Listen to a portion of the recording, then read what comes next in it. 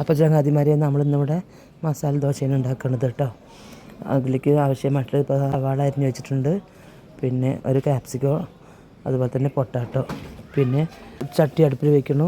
അതിലേക്ക് എണ്ണ ഒഴിച്ചു, കടുകിട്ട്, ഒരല്പം മഞ്ഞൾപ്പൊടി ഇട്ടു, പിന്നെ സവാള കൊട്ടി, കാപ്സിക്കോ കഴുകുമ്പോൾ നമ്മൾ ഉരുളക്കിഴങ്ങ് വേവിച്ച് പൊടിച്ച് വെച്ചിട്ടുണ്ട് കേട്ടോ.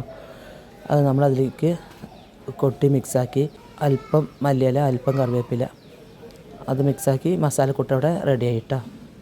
പിന്നെ നമുക്ക് നൈസായി ദോശ ഒഴിക്കണം. മറിച്ചിടേണ്ട ആവശ്യമില്ല.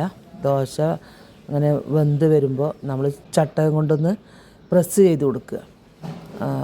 നെയ്യാണെങ്കിൽ നെയ്യ്, എണ്ണയാണെങ്കിൽ എണ്ണ, എന്താ ഒഴിച്ചിട്ട് നമ്മുടെ സൗകര്യം പോലെ അത് ഒഴിച്ചിട്ട് ഒന്ന് പ്രസ് ചെയ്ത് കൊടുക്കുക, അങ്ങനെ വലിച്ചെടുക്കുക. എന്നിട്ട് അതിനകത്തോട്ട് നമ്മൾ മിക്സാക്കി വെച്ച മസാല ഇടുക. എന്നിട്ട് അതിനെ നമ്മളൊന്ന് മടക്കിയെടുക്കുക. ഇത് കട്ടിച്ചട്നി മതി, നാളികേരിട്ട് നല്ല കട്ടിച്ചട്നി ഉണ്ടെങ്കിൽ ഇത് സൂപ്പറാണ് കേട്ടോ. കട്ടൻ ചായ ഉണ്ടെങ്കിൽ സംഗതി കുശാലായി. ഒന്നുണ്ടാക്കി നോക്കൂ കേട്ടോ.